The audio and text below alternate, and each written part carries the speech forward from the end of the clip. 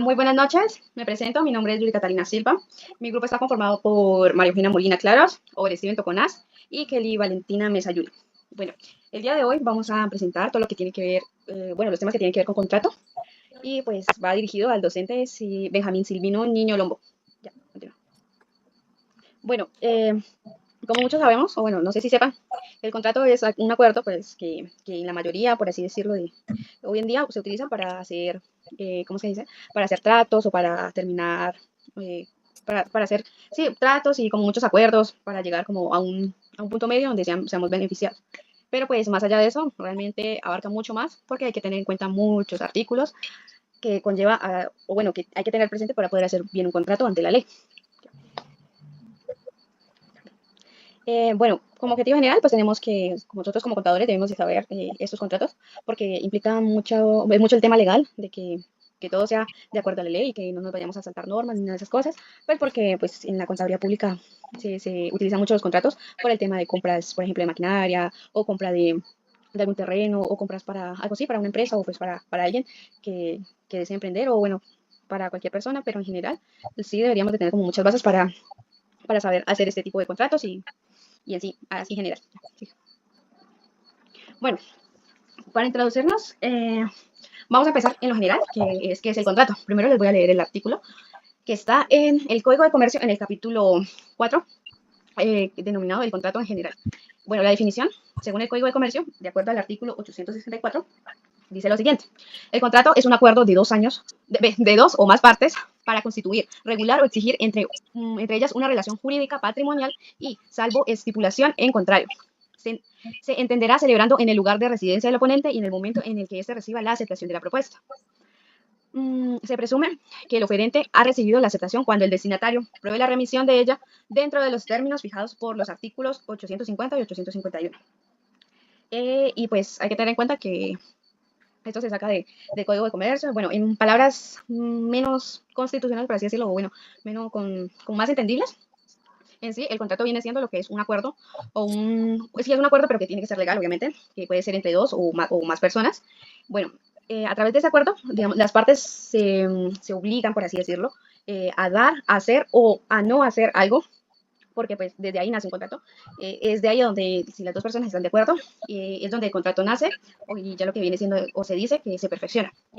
Pero eso pues, obviamente pasa en el momento que la otra persona acepta mi propuesta o acepta mi oferta o sí, por decirlo así, ¿no? Pues como ejemplo tenemos la compra de un apartamento, o bueno, sí, un apartamento, que pues yo estoy buscando un apartamento y me encuentro con una inmobiliaria que me lo ofrece y bueno, en el momento que yo acepto, digo sí, voy a comprar ese apartamento y me vale, por ejemplo, 200 millones, digamos. Yo estoy obligada a dar, en este caso sería el monto monetario de los 200 millones de pesos. Por otra parte, lo que viene siendo la persona o bueno, el ente que me está vendiendo el apartamento está en la obligación obviamente, de entregarme o de hacer lo que viene siendo pues la entrega de mi apartamento, pues como, según como los términos lo hayamos dejado, por ejemplo, amueblado, sin amueblar, o sea, en obra blanca, en obra negra, en obra gris, o bueno, cosas así. Y ya puedes pasar. Bueno, estos son los requisitos de legalidad, validez y de las obligaciones en general de un contrato. Bueno, esto está en el artículo 502 también del Código de Comercio, del Código Civil, perdón, en los requisitos para obligarse. Para que una persona se obligue a otra por un acto o una declaración voluntaria, es necesario, o sea, son 4 cosas necesarias. Lo que viene siendo que sea legalmente capaz, 2, que consienta en dicho acto o declaración su consentimiento y pues no adolezca de vicio. Y 3, que recaiga sobre un objeto lícito, pues ya. Y 4, pues obviamente que contenga una causa lícita. La capacidad legal de una persona consiste en poderse obligar por sí misma sin el ministerio o la autorización de otra.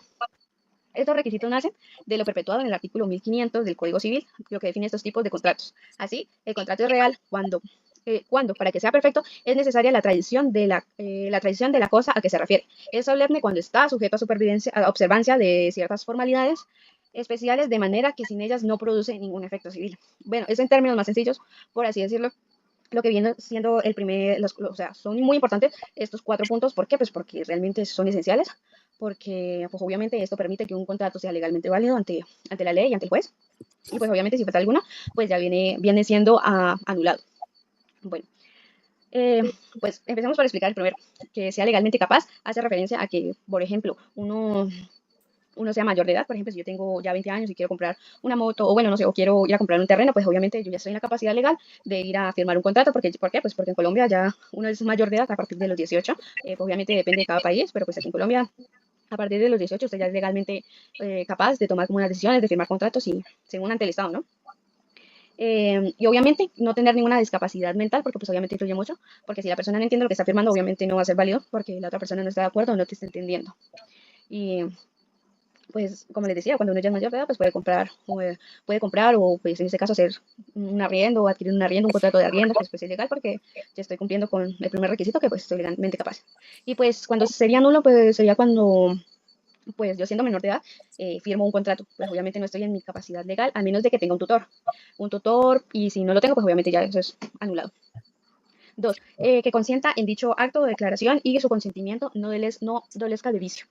En términos más sencillos, es que una persona debe estar de acuerdo con el contrato. Obviamente debe ser de manera libre, consciente, voluntaria y pues también tiene que, o sea, no tiene que haber sido obligada para firmar un contrato. No quiere decir que, por ejemplo, si yo estoy bajo amenaza y a mí me obligan a vender mi casa, eso no es un consentimiento y obviamente yo no estoy consensuando eso. Yo estoy bajo una amenaza, que en este caso pues sería vicio, por así decirlo. ¿Por qué? Pues porque lo primero que dice ahí es que yo tengo que estar consciente. Y ya bajo amenaza, obviamente, de una vez pasa a ser un contrato nulo, porque la ley dice que hay que tener claridad claridad como, por así decirlo, eh, tener esa voluntad de yo querer vender mi casa, por así decirlo. Y, en que recarga sobre un objeto lícito, que tenga causal, bueno, el tercero, lo que es el objeto lícito, es decir, que el contrato, bueno, en sí, o lo que se realiza, debe obviamente de ser legal y no debe ser prohibido por la ley porque pues por las buenas costumbres o el orden público. O por ejemplo, pues cuando a mí me ofrecen yo uso trabajo y obviamente me dan un contrato pues, de trabajo, ya tendría que ver más con el tema del código sustantivo, pero pues ahí yo estoy firmando un contrato y pues a mí me están contratando para, no sé, hacer capacitaciones. Eso es algo legal, porque pues yo voy a prestar mi servicio y cosas así. Pero ya en el tema de que si a mí me están haciendo un contrato para yo vender, no sé, partes de una moto rodada, pues obviamente ya sería algo ilegal porque pues vender partes pues de motos rodadas creo que obviamente no va. O pues con el tema de las drogas, porque yo, bueno, le doy un contrato, bueno, hacemos un contrato y usted me vende tantos kilos de marihuana, de coca, no sé. Obviamente eso ya es ilegal porque pues obviamente en la ley lo que viene siendo no es algo legal ante el Estado, ante la ley. Y pues una causa lícita, que lo que viene siendo es que la causa, bueno, ese motivo o la razón por la cual se celebra debe también obviamente ser legal y pues obviamente no basta que solo sea, el propósito sea legal, sino que el fin también debe como serlo. Por ejemplo, con un préstamo bancario.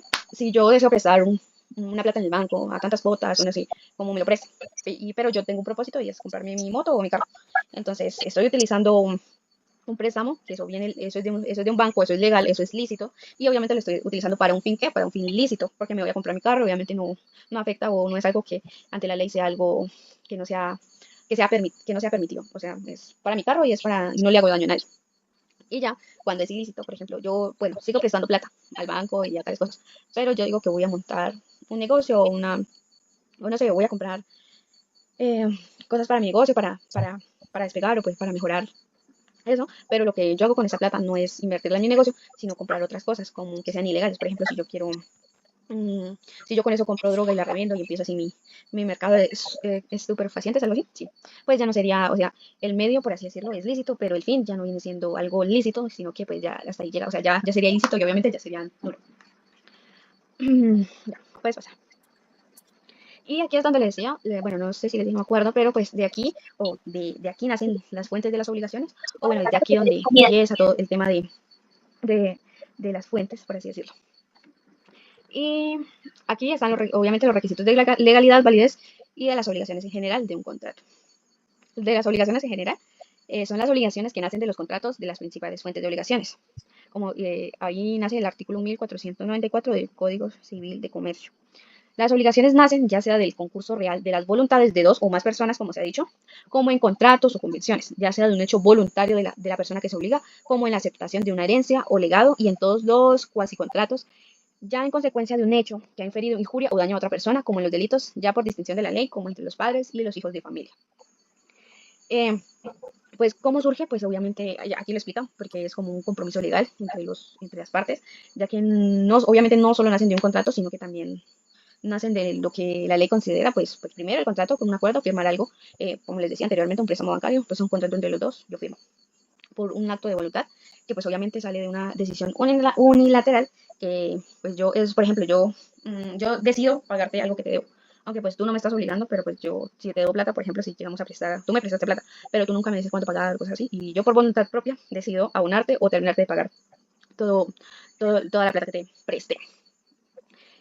También por hechos que requieren reparación, en un caso de, pues, de un delito o un daño, por ejemplo, como con los accidentes de tránsito, que cuando se chocan dos personas y la persona que fue imprudente le debe de pagar una indemnización a la otra. ¿Por qué? Porque la ley lo exige, porque es algo que se debe hacer por la indemnización de la persona. ¿Por qué? Porque usted cometió unos daños y unos perjuicios hacia la otra y usted los tiene que reparar. Y pues obviamente por la ley, ¿por qué? Porque pues en la ley, si usted debe, por ejemplo, no sé, eh, cuando hay obligación de los padres en cuanto a por alimentos, cuando te demandan por alimentos, que la madre dice, no, pues el papá de mi hijo no me está dando la manutención, entonces tú vas a poner tu queja y pues de ahí nace una obligación para, pues que la tienes que cumplir porque es del Estado también, o bueno, de la ley. Pues, sí. Y pues aquí vamos a dar en las definiciones de las obligaciones, que son las civiles y pues las naturales. De acuerdo al artículo 1527 del Código Civil de Comercio. Las obligaciones son civiles o meramente naturales. Civiles son aquellas las que dan derecho para exigir su cumplimiento, naturales las que no confieren derecho para exigir su cumplimiento, pero que cumplidas autorizan para retener lo que se ha dado o pagado en razón de ellas. ¿Esto qué quiere decir? Pues que en este artículo se clasifican, o bueno, se definen dos tipos de obligaciones, en este caso las civiles y las naturales. Más que todo por exigibilidad, porque las que son exigibles, o bueno, lo que dice ahí, que dan derecho para exigir su cumplimiento, esas son las que se pueden reclamar ante un juez, y las que no, pues obviamente no se pueden reclamar como ante un juez o ante algo así, por así decirlo. En las obligaciones civiles, pues son aquellas que son perfectas, por así decirlo. Porque si una parte no cumple, la otra persona, pues obviamente tiene todo el derecho de ir ante un juez y decir, no, es que en este contrato falló esto y esto y esto. Entonces yo lo vengo a demandar porque no me está cumpliendo con las obligaciones civiles que hay aquí en el contrato. Y pues obviamente ya inicia ahí algo legal y pues ya es algo que se tiene que obligarse a pagar por ejemplo, o que yo voy y reclamo ante un juez y que a mí me tienen que pagar o porque yo estoy exigiendo. Eh, Pasa mucho, por ejemplo, cuando pues yo estoy vendiendo algo y yo le vendo a mi amigo un- una lavadora. Y yo le dije, no, pues me lo paga tantas cuotas y claro, yo hago un pagaré y se lo hago firmar. Y ya obviamente, si la persona lo deja de pagar, entonces yo estoy como todo el derecho de ir a demandarlo. ¿Por qué? Pues porque ya es algo judicial donde yo lo obligué a pagar mi deuda porque realmente hicimos un acuerdo y él tiene que cumplir con el contrato, bueno, con el contrato de pagar.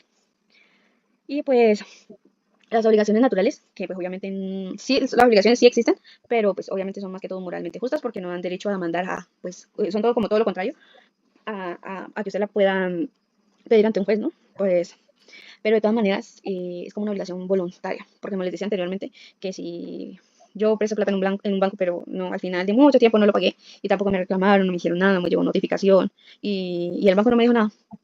Y ya pasaron, por ejemplo, 2 años. Y usted se acuerda, pero ya y dice, no, es que yo tenía una deuda por pagar.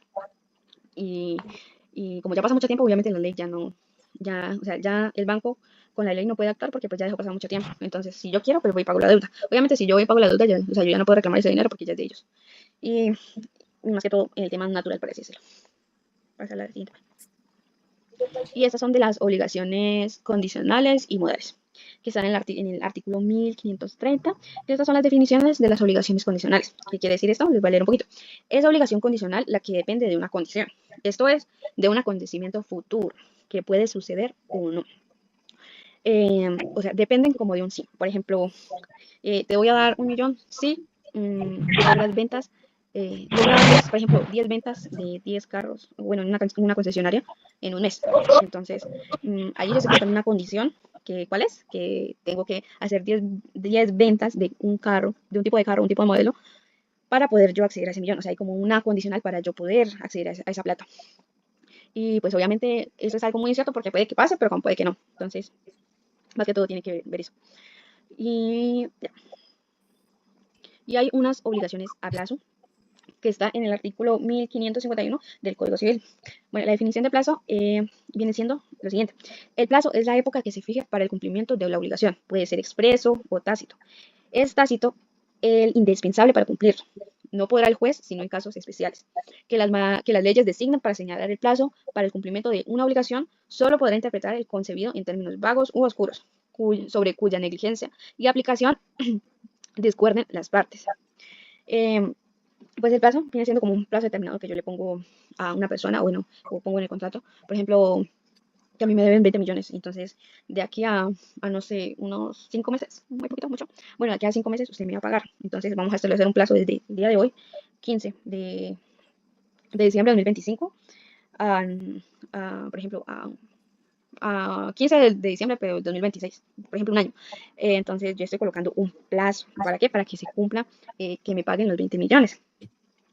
Y, y obviamente, hay también diferencia, porque hay tipos de plazo, como les decía aquí, pueden ser expreso o tácito. ¿Por qué? Pues porque obviamente, como yo le decía, de la forma que yo le decía es algo expreso. ¿Por qué? Pues porque yo estoy dando ya algo muy claro que de aquí a un año me paga los 20 millones. Por ejemplo, o es muy diferente que yo diga, no, el tácito es el que se refiere, o bueno, el que se entiende como que eh, como cuando, por ejemplo, puede que te pague si esta mercancía o, bueno, la mercancía que yo venda me va bien. O sea, depende, mi pago depende de cómo le vaya a la persona. Entonces, no es como algo muy claro y, y es algo más tácito, no es expreso. Y pues sí, y hay unas obligaciones alternativas que están en el artículo 1556 del Código Civil. La definición de las obligaciones alternativas, pues viene siendo que es obligación alternativa, es aquella por la cual se deben varias cosas, de tal manera que la ejecución de cada una de ellas exonera la ejecución de las otras. Por ejemplo, eso viene siendo como, por ejemplo, cuando un deudor se compromete a entregar varias cosas, pero al momento de cumplir, pues solo puede entregar una.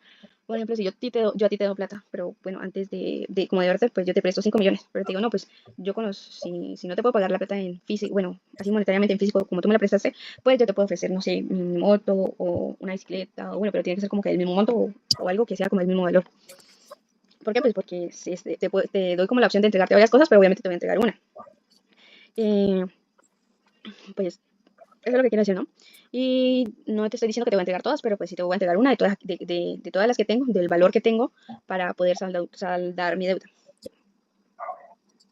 Y hay unas obligaciones de género, que esas están en el artículo 1565, que es la definición de las obligaciones, y que quiere decir lo siguiente. Las definiciones de género son aquellas que se debe indeterminadamente un individuo de una clase o género determinado. Pues son aquellas que pues, realmente pertenecen a una clase o un tipo determinado, pero que no está obviamente individualizada. Obviamente el deudor cumple como entregando cualquier individuo de cierta clase, pero pues obviamente que siempre y cuando tenga la misma calidad o al menos la media de lo que yo, o sea, de lo que se me dio, de lo que yo presté, por así decirlo.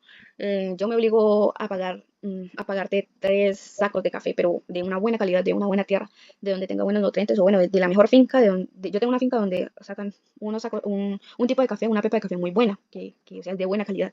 Y yo me comprometí a pagar 3 sacos, pero realmente solo puedo pagar 2 y medio, por así decirlo. Sí la estoy pagando, pero no estoy como cubriendo esa calidad que yo prometí. O pues que puede que yo diga que sí entregue los 3 sacos, pero la calidad del café sea mala. Entonces, pues no estoy cumpliendo como con la media, pero nunca con algo menos, porque pues obviamente tiene que ser igual o medio, no puede ser menos en la entrega de algo. O pues también puede ser como eh, no un animal, bueno, un objeto único, como son las joyas o cosas así, y que son de alta calidad, y que yo te entrego esa joya que fue, no sé, hecha en 1990 y tanto, por tal persona, y vale tanto, y tengo que entregar, y es algo único, y que otra persona no tiene, entonces obviamente le agrega valor. Pero si, digamos, tiene, no sé, tiene un diamante salido, pues obviamente baja la calidad, como les decía, como con lo del café. Ya puede seguir. Y hay unas obligaciones solidarias. Según el artículo, la definición de las obligaciones solidarias, en general, cuando sea contraído por muchas personas o para con muchas la obligación de una cosa divisible, cada uno de los deudores, en el primer caso, es obligado a su parte, a cuota en la deuda y a cada uno de los acreedores. En el segundo, solo tiene derecho para demandar su parte o cuota del crédito. Pero en virtud de la convención, del testamento o de la ley, puede exigirse cada uno de los deudores por cada uno de los acreedores el total de la deuda, y entonces la obligación es solidaria o insolidium. La solidaridad debe ser expresamente declarada en todos los casos que no lo establece la ley. Bueno, aquí está un poquito largo, pero pues en sí es que hay varios, eso más que todo ocurre cuando hay varios deudores o varios acreedores y que están obviamente en el mismo contrato y que cuando se tiene una deuda, por ejemplo, todos adquirimos una deuda y pues uno lo paga y estamos de acuerdo, pero al momento de que yo pague, por ejemplo, la persona pague toda la deuda, nosotros tenemos que obviamente devolverle el dinero, pues se divide o como sea, se divide y ya estamos obviamente obligados a pagarle al señor que nos hizo como el favor de, o fue como algo solidario para pagar la deuda. Y obviamente cualquiera de nosotros puede pagarla en su totalidad y ya nosotros nos ponemos de acuerdo para pagarle a la persona que pagó esa deuda. Y pues más que todo quiere decir que cada uno paga su parte, pero si al momento no se tiene como el dinero reunido, bueno, como toda la plata reunida, pero yo tengo los medios para pagar toda la deuda y ya luego ellos me pagan a mí cada una de sus partes según lo hayamos hecho o según el acuerdo que tengamos, pues eso viene a ser algo como solidario. Ya puedes cambiar. Hay obligaciones divisibles e indivisibles. Bueno, las obligaciones divisibles e indivisibles, según el artículo 1581 del Código Civil, la definición de las obligaciones divisibles e indivisibles es según tenga o no tenga por un objeto una cosa susceptible de división, sea física, sea intelectual o de cuota. Así, la obligación de conceder una servidumbre de tránsito o la puede hacer construir una casa. Son divisibles la de pagar una suma de dinero divisible. Como dice aquí al final, o lo último, lo que se entiende en esta obligación es que obviamente se puede dividir sin que pierda su valor o su función. Por ejemplo, una obligación divisible es aquella que puede fraccionarse en partes, pero sin que se altere el valor de lo debido. Por ejemplo, cuando se presta una suma de dinero y yo lo puedo pagar en dos pagos. Debo 20, pago 10 y luego otros 10. Ahí no se pierde ahí no se pierde valor y viene siendo una obligación divisible porque pues se puede hacer. Y en una obligación indivisible, pues es aquella que no, obviamente no puede dividirse, que es todo lo contrario, y pues obviamente su cumplimiento se puede hacer sí y solo si es de manera completa. ¿A eso que me refiero? A que cuando más que todo viene el tema en objetos físicos, o sea que no se pueden dividir. Obviamente pues también cuando la ley o pues algún un contrato pues prohíbe como esa división. Cuando pasa mucho con las casas. Generalmente cuando hay una herencia, dejan tierra o dejan una casa. Y pues los hermanos, o bueno, quienes serían, para poder repartirse como el valor el que tiene la casa, generalmente la venden porque pues no la pueden dividir, es algo indivisible, porque no tendría como el mismo valor para cada uno. Y pues lo que optan por hacer es vender la casa a un precio y ya luego dividen, ya luego el dinero que adquieren por la casa o por vender la casa, pues ya se puede dividir porque pues ya tiene un valor para todos y va a ser la misma plata para todos. Si vendo la casa en 15 millones, pues, y somos tres hermanos, pues serían 5 y 5 para cada hermano y ya sería algo divisible y a diferencia de la casa o del terreno. Bueno, aunque el terreno sí se puede dividir, pero si no se llega como a los términos adecuados, pues optan por venderlos también y lo que hacen es dividirse la plata porque pues algunos quieren el terreno y otros quieren más que todo la plata. Bueno, podrían continuar. Las obligaciones con cláusula penal. Por ejemplo, bueno, el artículo 1592 del Código Civil define que la cláusula penal es aquella que es una persona para asegurar el cumplimiento de una obligación. Se sujeta a una pena que consiste en dar o hacer algo en caso de no ejecutar o retardar la obligación principal. Esto pasa mucho en términos de préstamos, porque usted siempre pone a alguien, por ejemplo, en dado caso, yo pongo una persona de confianza y si yo no puedo pagar los 7 millones que presté, entonces eh, la otra persona que sigue es la que va a estar obligada a pagar el resto de plata que yo no pagué. ¿Por qué? Pues eh, porque no lo puede pagar, entonces pues viene otra y la termina de pagar. Eh, y también puede haber como multas. Pasa mucho con el tema de, de, por ejemplo, de contratos de arreglos. Que si, por ejemplo, yo mando a estucar mi casa y el día se lo pago por ejemplo, a 100.000, pero se lo pago a 100 si en dado caso de que me cumpla con dos piezas y la cocina en 2 días. Entonces ahí entra una cláusula penal porque, o sea, yo le digo que le pago los 100.000, pero sí me cumple con estucar las dos piezas y la cocina. Y en dado caso de que no cumpla con ese acuerdo que hemos llegado, entonces, por ejemplo, yo le descuento o no le pago. Pero eso ya sería como muy extremo de no pagarle, pero podría ser más o menos ese un ejemplo. Y cuando construyen también casas que yo le doy 100 millones y me entrega la casa en 2 meses, o bueno, son muy poquito, bueno, sí, en 2 meses, pero la persona se demora, no sé, 2 semanas más en entregarme la casa. Entonces ya ahí entra como se demoró y el plazo eran 2 meses y el dinero eran 6, pues obviamente ya o me pago una multa o me hace descuento o no le pago ciertas cosas porque se demoró. Eso es como una cláusula penal, en términos sencillos, como algo más fácil de explicar. Puedes correr la imagen. Bueno, aquí ya siguen lo que son las validez de un contrato, la capacidad y el consentimiento. Y pues el objeto lícito y causa lícita, que pues ya continúa mi compañera Kelly Valentina Mesa Yule explicándoles más sobre este tema y por qué es tan importante. Abre el micrófono, por favor. Ya. Bueno, como lo dijo mi compañera, yo voy a hablar sobre los requisitos de validez de contrato según el Código Civil colombiano, ¿sí? Entonces, primero recordemos que rápidamente, ¿qué es un contrato? Y de acuerdo con el artículo 864 del Código de Comercio, el contrato es en un acuerdo de dos o más partes para constituir, regular o extinguir entre ellas una relación jurídica patrimonial. Es decir, es el acuerdo que crean derechos y obligaciones con contenido económico. Para que este contrato sea válido, el artículo 1502, que claramente está en la diapositiva, del Código Civil exige 4 requisitos. El primero, pues, en esa está capacidad de las partes, consentimiento sin vicios, objeto lícito y causa ilícita. Sobre esos 4 puntos, pues, se centra mi exposición, que quiero que, pues, entiendan eso. Y, bueno, para empezar, en el primer requisito del artículo 1502 es que la persona sea legalmente capaz. En el artículo 1503 del Código Civil dice que toda persona es legalmente capaz, excepto aquellas que la ley declara incapaces. Entonces, esto, si usted, eso lo dice ahí claramente, entonces esto significa que la regla general, perdón, es la capacidad y la incapacidad de la excepción. ¿Sí?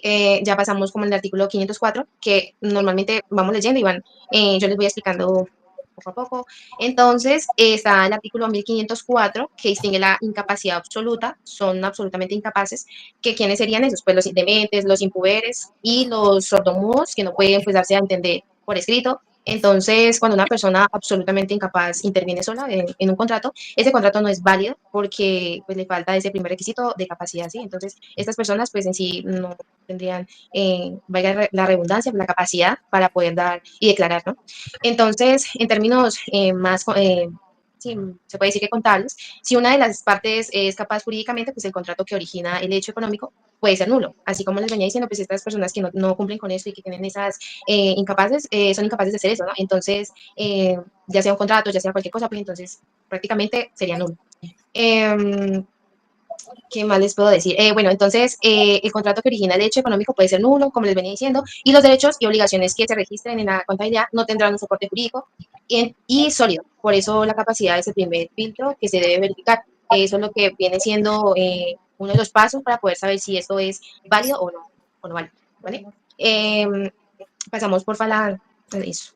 Ya seguimos. Bueno, lo que yo quiero explicar es como en la primera diapositiva de los temas, voy a ir como tipo de orden, pero pues es para que vayan entendiendo poco a poco. Y pues bueno, entonces en esto dice que el tema que dice ahí es el consentimiento y pues que consienta en dicho acto o declaración y su consentimiento no adolezca de vicio. Entonces, el segundo requisito del artículo 502 es que consienta en dicho acto y, o declaración y su consentimiento eh, no adolezca de vicio. El consentimiento es el acuerdo de voluntades, pero puede estar afectando por lo que la ley llama vicios del consentimiento. Entonces, en esto sería el error, la fuerza y el dolo, ¿sí?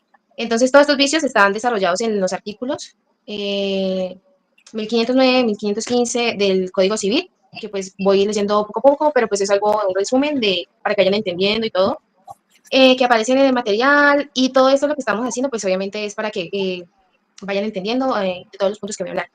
En este caso, pues primero dice que el error en el artículo 1509, 1510, 1511 y 1512 del artículo 1509 aclara que el error sobre un punto de derecho no vicia el consentimiento. Entonces, es decir, que alegar no te conocía, la ley no es excusa, ¿vale? En cambio, el error de hecho, pues sí puede viciar el consentimiento. Entonces, ahí claramente dice que en el artículo 510 dice que hay error sobre la especie del acto o contrato sobre la cosa específica. Ejemplo, para que entiendan acerca de esto, es una parte que entiende que es un préstamo y pues que la otra cree que es una donación. O el vendedor cree que vende un bien y el comprador cree que es un contrato de otro. Entonces, esto sería pues parte del artículo 510 que dice que error de hecho sobre la especie del acto o el objeto. ¿Me pueden pasar, por favor? Okay. En el artículo 511 habla del error sobre la sustancia o calidad esencial del objeto. Por ejemplo, una parte cree que compra una barra de plata y en realidad es de otro metal. Entonces, en el artículo 1512, perdón, se trata del error sobre la persona, que en principio pues, no dice el consentimiento, y salvo cuando la identidad de esa persona fue causa principal del contrato. Entonces, ahí claramente dice que el error se acerca de la persona, quien se tiene eh, intención de contratar, no dice el consentimiento, salvo que la consideración de esta persona sea la causa principal del contrato. Eso es lo que dice ahí en el artículo 1512. Cuando el error recae en estos puntos, pues son esenciales, el consentimiento está viciado y el contrato puede ser también anulado. Pueden pasar, por favor. Ya seguimos con la fuerza. Estos son vicios, son pues, la fuerza. Y está el artículo 1513 y 1514, también se basan pues acerca de lo que estamos hablando, que es la fuerza. El artículo 1513 define la fuerza como aquella capaz que puede producir una impresión fuerte en una persona de sano juicio, teniendo en cuenta su edad, sexo, condición y que le cause justo temor de sufrir un mal grave o irreparable a sus familiares o cercanos. Es importante que en el mismo artículo claramente esto aclara el temor de reverenciar, solo el miedo de desagradar a alguien a quien debe respeto no es suficiente para viciar el consentimiento. Pueden pasar, por favor. Listo. En el artículo 1514, una persona que ejerce la fuerza. Entonces, añade que no es necesario que la fuerza la ejerza quien la beneficie del contrato, ni nada de eso. Basta con que cualquier persona que pues, ejerza con el fin de obtener el consentimiento, con eso basta. Y si el contrato se firma bajo fuerza en este sentido jurídico, el consentimiento no es libre y el contrato es inválido. Listo, vale. Entonces, ya seguimos con el dolo, ¿sí? Que es en el artículo 1515. El dolo no vicia el consentimiento, sino cuando es obra de una de las partes, cuando además aparece claramente si él no hubiera contratado en los demás casos, el dolo da lugar solamente a la acción de perjuicios, contrato de las personas o personas que lo han fraguado o que se han aprovechado de él, contra el primer por el total valor de los perjuicios y contra segundas hasta hacer concurrencias del provecho que han reportado el dolo. Eso es lo que dice ahí. Entonces, pues finalmente define el dolo como la maniobra engañosa de las partes que induce la otra para contratar. El dolo solo vicia el consentimiento cuando es una obra o de las partes y también es claro que sin engaño, sin ese engaño, pues la otra parte no habría contratado. Entonces, eso sería pues parte del dolo. En otros casos, pues el dolo no anula, perdón, el contrato, pero sí da lugar a una acción de perjuicios contra quien lo fraguó o quien se aprovechó de él. A esto sí va, pues, esos casos. Desde la óptica contable, pues entonces un contrato celebrado con error, pues es esencial, fuerza y dolo, pues que aunque esté registrado, pues puede ser anulable. Lo que pues genera el riesgo de la realidad, pues los activos, puede también afectar en los pasivos, ingresos, gastos, y pues que también se hayan reconocido dentro de eso. Pueden pasar, por favor. Eh, entonces, lo que hablaba mi compañera, yo quiero como centrarme a esos temas que pues ya pasó, pero obviamente estos temas se abarcan mucho a esto y para centrar y poder entender. Entonces, el objeto lícito pues sería el tercer requisito del artículo 1502, es el contrato que recaiga sobre un objeto lícito, que quiere decir que en el artículo 1519 dice que hay objeto ilícito en todo lo que contraviene el derecho público de la nación. Para que entiendan mejor, les voy a dar un ejemplo, que el del propio artículo es el que da la promesa de someterse en Colombia a una jurisdicción no reconocida por las leyes, entonces ese contrato es nulo por el vicio del objeto. En términos generales, pues el objeto del contrato debe ser lícito, no prohibido por la ley, ni contrario al orden público, ni a las buenas costumbres. También está el posible, que es físicamente y jurídicamente, pues eso tiene que ser como a base de eso y determinado o determinado. Sí, entonces, si el contrato tiene por objeto algo lícito, por ejemplo, financiar un acto prohibido, el contrato no produce efectos válidos y eso tiene pues ciertas consecuencias. El contrato no da, entonces, aunque las partes lo hayan afirmado o que lo hayan firmado también, aunque exista un registro contable de esa operación, no ser válido. O sea, no tendría validez en nada. Podemos hacer esto. El cuarto requisito es causa lícita. Entonces, es el contrato que, bueno, se puede ver y dice que tenga una causa lícita. En el artículo 1524 del Código Civil señala que no puede haber obligación sin causa real y lícita. Entonces, no es necesario expresar la causa en el contrato, pues la ley presume que existe, ¿no? La pura liberalidad y beneficencia es causa suficiente, pues para poder saber eso. En el mismo artículo pues se define que la causa como el motivo que induce el acto o contrato y la causa ilícita como, como la prohibida por la ley o contraria con las buenas costumbres, también puede ser al orden público.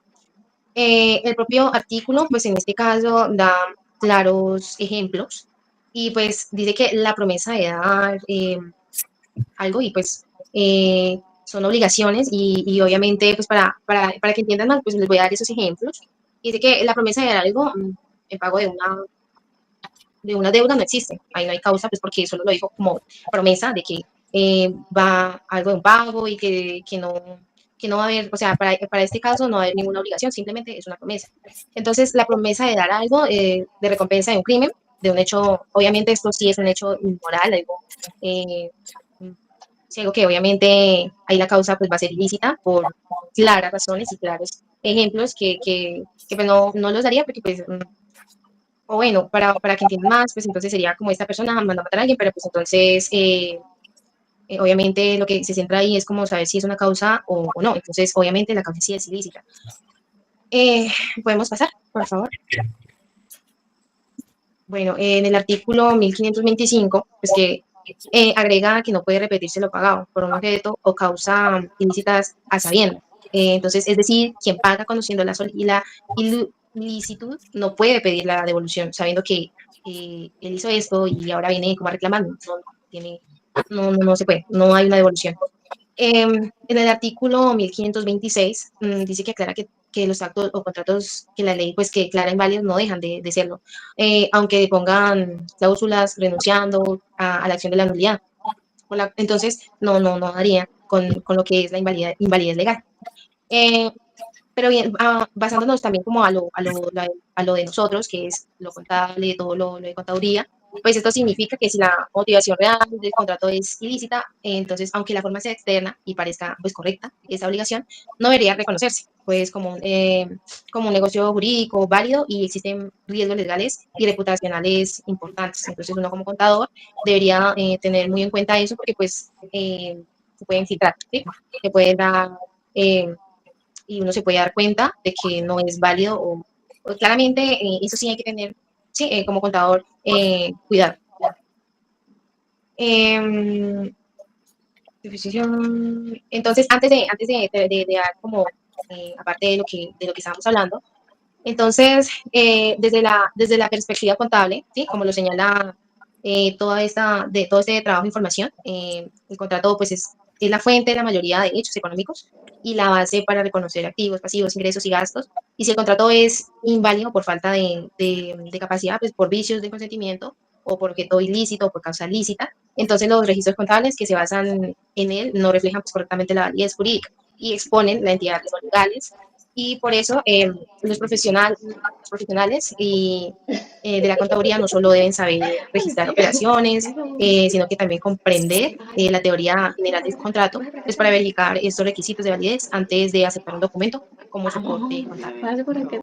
Entonces, mi compañero va a hablar acerca del otro tema. Buenas noches.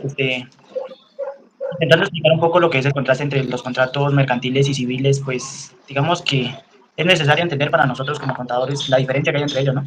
Hay una diferencia, pues, si no interpretan, pues, con exactitud las leyes, pues uno se puede confundir bastante porque la similitud es mucha. Bueno, la definición del contrato en cuanto a civil se refiere a que un contrato civil, lo que trata es de cerrar contratos entre personas naturales. En su esencia son meros actos entre familiares, trámites de herencias, todo ese tipo de cosas que tienen que ver con personas naturales. Aunque, bueno, aunque la definición de contratos, digamos que cada código civil no sea, cada código civil tenga su definición, es prácticamente parecido, pues porque la diferencia entre, entre un contrato civil y un contrato mercantil van a estar ligados por el simple hecho de que cuando se realiza un contrato, digamos que no lo podemos basar en que yo firmo un contrato entre dos personas naturales, ya quiere decir que es un contrato civil. Anteriormente, bueno, pues para aclarar un poco este tema, es necesario que nosotros comprendamos cuándo es un contrato civil y un contrato mercantil. Anteriormente, pues yo, Hola tía, ¿cómo vas? pues a ¿Cómo falta te de encuentras? ¿Qué estás conocimiento, haciendo? pensaba que un ¿Cuándo contrato viene? ¿Cuándo nos civil vienes? era entre dos personas ¿Cómo naturales está y un contrato Lisette? ¿Cómo mercantil pues era está Erson? ¿Cómo estás tú? que incluía alguna de las partes o una persona jurídica. Bueno, ¿vamos a hacer En listo? mi ¿Vamos a investigación, hacer lo que listo he por su pan? encontrado es que un contrato no se define por las partes que estén involucradas, se define por la actividad. Digamos que una persona, se pueden llegar a dar casos en que una persona civil y una persona jurídica estén involucrados y el contrato puede ser civil. Un caso en particular de ello es el caso de compraventas de casas. Los bienes inmuebles, digamos que tienen un artículo en lo que, aunque el contrato sea meramente, sea con objetivo mercantil, o sea, generar un ingreso, generar dinero o generar ganancias, el contrato sí o sí se tiene que regir por el contrato civil en su gran parte.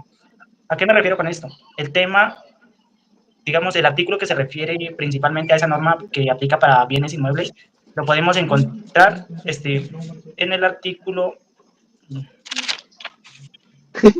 en el artículo 1857, en el que digamos que los contratos mercantiles y civiles, un contrato civil se basa en que cuando se cierra un contrato, el producto, ya sea cualquier obligación que se genere o cualquier objetivo del contrato, no se, digamos que vaya a la persona, al consumidor final, que no se generen, que no sea con ánimo de lucro la celebración del contrato. Y el contrato mercantil, pues que se cierra un contrato con objetivos de generar ingresos para alguna de las partes por medio de ese contrato. El tema con los bienes inmuebles va, va regido por el tema del apoyo que se tiene que tener entre los dos códigos civiles. El código mercantil colombiano es un código que intenta beneficiar a los comerciantes, por lo tanto, pues al darle, bueno, es un código que intenta beneficiar al comercio, más que todo, y por lo tanto, como la economía tiene que estar en bastante movimiento, se da prioridad a que se agilicen los movimientos de los contratos, o sea, que no se tienen tanto en cuenta las leyes y las normas de la gente civil, por así decirlo. En ese caso, en ese intento de agilizar lo que es la economía, los contratos, pues, los contratos mercantiles tienden a pasar normas o tener muchos vacíos en sus normas. Por lo tanto, la mayoría de contratos pues, se tienen que basar también en el Código Civil, por ejemplo, en el caso de una compraventa de casas. ¿A qué este, viene a viene a relucir un tema importante de los contratos civiles, lo que es la solemnidad? Para que un contrato sea 100% solemne, tiene que llevar, un ejemplo, en el caso de las casas, tiene que llevar la escritura pública. Por lo que en un contrato civil, su mayor objetivo es que el contrato se cierre, le genere ingresos a la economía, pasa por alto lo que son escrituras públicas. Por lo tanto, el contrato civil lo que viene es a obligar, en cierta manera, a los contratos a que si una casa, digamos, por un Estado, por considerar la tierra, los bienes inmuebles como un bien bastante valioso, tiene que ser 100% seguro para la ley. En ese caso, lo que viene a hacer la escritura pública es darle seguridad tanto al consumidor final como al comerciante. Bueno, la parte de contratos civiles y contratos mercantiles, aunque digamos que cada código civil tenga sus diferentes artículos y sus diferentes normas, la mayoría se tratan de que un contrato sea 100% legal, por ejemplo, que esté libre de vicios, que las partes sean 100% aptas para firmar dicho contrato. Eh, bueno, para dar parte aquí de los beneficios, o digamos, darles un poco de conocimiento sobre los beneficios de los contratos civiles y los contratos mercantiles, va enfocado también en las diferentes partes en que lo usan. Un contrato civil pues va a tener mayor protección para los que son los consumidores finales, por ejemplo, las personas naturales. Por ejemplo, yo compro una casa, pero con objetivo de vivir en ella, no para revenderla.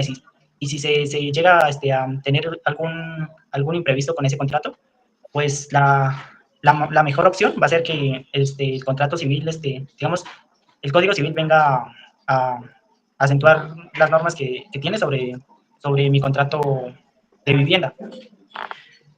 Bueno,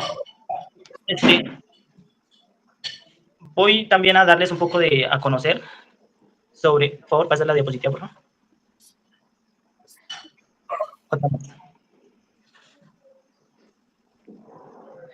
Bueno, ¿qué quiere decir con el incumplimiento de la obligación de no hacer? firmamos normalmente un contrato, ya sea para pues el ejemplo más sencillo que se me ocurre es en el tema de contratos laborales. Cuando firmamos un contrato laboral, la mayoría de empresas manejan lo que es la cláusula de la cláusula de confidencialidad, el de no dar a conocer en caso de ser removido de mi cargo o despedido, cualquier imprevisto, cualquier inconveniente que pueda tener, no dar a conocer datos específicos de la empresa, por ejemplo, datos como financieros, entrada y salida de dinero, cuentas bancarias, dependientemente del cargo en el que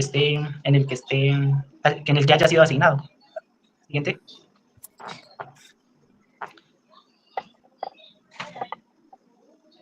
Bueno, obligaciones de los contratos civiles. A ver, para aclararles un poco de las obligaciones de los contratos civiles, quiero recalcar un poco lo que se dijo al principio, lo que es un contrato civil.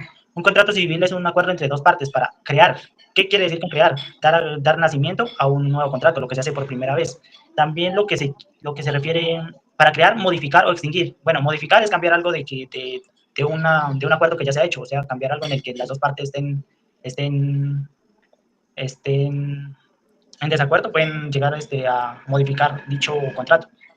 Para extinguir, dar por terminado un contrato que ya, digamos que si contaba con fecha de caducidad, pues darlo por terminado. Si se llegó a algún imprevisto durante el tiempo en el que estuvo vigente el contrato, darlo por terminado. Cualquier acuerdo que se pueda, cualquier causa de terminación de un contrato.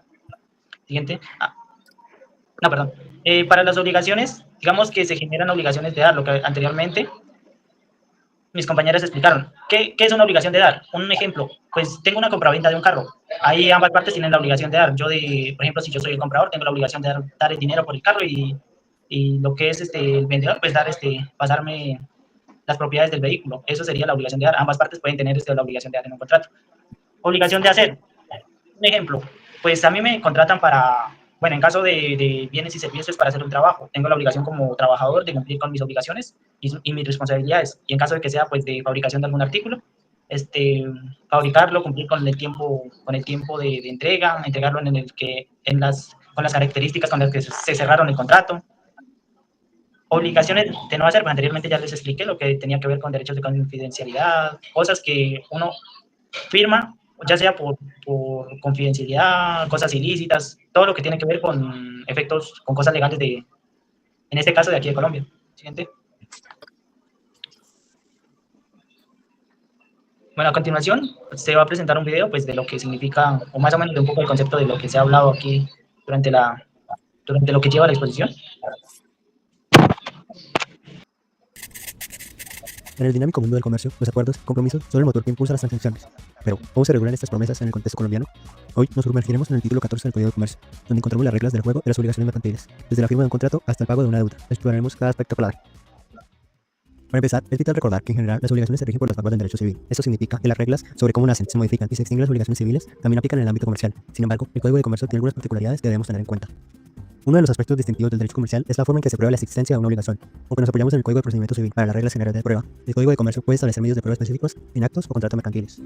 En cuanto a la manera de expresar nuestra voluntad para obligarnos, el derecho comercial es bastante flexible. Podemos hacerlo verbalmente, por escrito o de cualquier otra forma que sea clara. No obstante, si la ley exige una formalidad especial, como una escritura pública, debemos cumplirla. Una diferencia importante con el derecho civil es la presunción de solidaridad entre los deudores. En el ámbito comercial, si varias personas se obligan a cumplir una misma prestación, se presume que cada una de ellas es responsable por la totalidad de la deuda, a menos que se pacte lo contrario. Hablemos ahora de los contratos y cómo se perfeccionan. En general, para que un contrato sea válido, se requiere el consentimiento de las partes, un objeto y una causa lícitos, capacidad de las partes para contratar. Si el contrato se celebra por escrito, basta con un documento privado firmado por las partes. La firma puede ser el nombre, una rúbrica o cualquier otro signo que identifique a la persona. Si alguien no puede firmar, puede hacerlo otra persona en su nombre, dejando constancia de ello. Hay una protección especial para las personas ciegas al momento de obligarse por escrito. Su firma solo los compromete si el documento es autorizado por un juez o notario, quien debe leerlo en voz alta. Otro aspecto importante es que regula cómo deben contarse los plazos, en horas, días, meses o años, y esto, aunque parezca técnico, es muy importante en la práctica. Por ejemplo, si el plazo es en horas, empieza desde la siguiente hora completa. Si es en días, no se cuenta el día en el que se le celebra el negocio, algo que las partes digan lo contrario. Si es en meses o años, el plazo vence el mismo día del mes correspondiente, o en el último día, si no existe ese día en específico. Para cerrar este panorama de las obligaciones mercantiles, es crucial que hablemos de qué ocurre cuando la validez de estas obligaciones se ve comprometida. Hay varias figuras que debemos entender para navegar estas situaciones. Primero, tenemos la ineficacia. En términos sencillos, un acto es ineficaz cuando no produce los efectos jurídicos que normalmente debería generar. Esta falta de efectos puede venir directamente impuesta por la ley, como cuando el Código de Comercio dice que un negocio celebrado en contravención de una prohibición específica es ineficaz. En otros casos, la ineficiencia puede ser declarada por un juez como resultado de un proceso legal. Luego está la nulidad. que es un juicio más profundo. Un acto es nulo cuando adolece de un defecto grave que impide que nazca válidamente a la vida jurídica. Pensemos, por ejemplo, en un contrato celebrado por una persona absolutamente incapaz, como un menor de edad sin representación legal, o un contrato con un objeto ilícito, es decir, que busca realizar una actividad prohibida por la ley. La anulabilidad, en cambio, se refiere a actos que son válidos inicialmente, pero pueden ser válidos posteriormente a petición de una de las partes. Los casos más típicos de anulabilidad se presentan cuando hay vicios de consentimiento, es decir, cuando la voluntad de una de las partes se formó de manera defectuosa. Esto ocurre, por ejemplo, cuando se celebra un contrato bajo error, una falsa apreciación de la realidad, fuerza o dolo. Finalmente tenemos la inoponibilidad. Esta figura es un poco particular, porque el acto en sí mismo puede ser válido entre las partes que lo celebran, pero no produce efectos frente a terceros. Gracias por acompañarnos y nos vemos en el próximo video con más contenido práctico y directo sobre el derecho comercial. Este video, en representación de la Universidad Cooperativa de Colombia, fue realizado por Javier Ocoro Arrechea, Luis Eduardo Gómez, Angelina Rocha Sánchez. Carlos Javier Moreno Cotes, Elmer Hernández Yaima.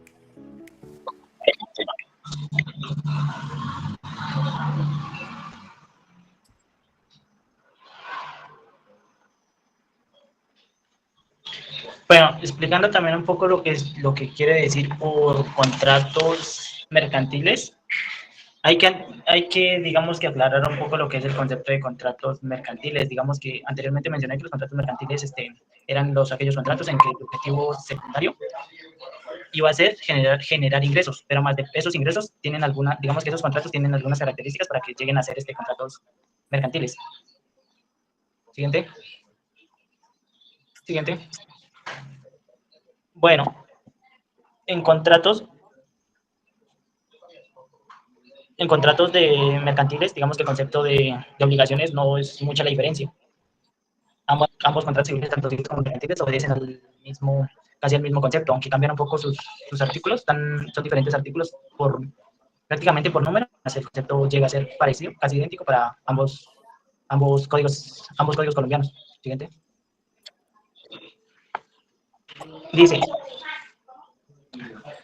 el contrato mercantil, digamos que se rige en su intento de llevar una agilidad en la celebración de sus contratos. Se intentan que los contratos sean firmados y no lleven tantos procesos ante la ley. Y ahí vienen los beneficios de que un contrato civil va a ser celebrado, resuelto en caso de altercados, resuelto un poco más rápido, en caso de que no haya intervenciones de parte del Código Civil. Un ejemplo, un contrato de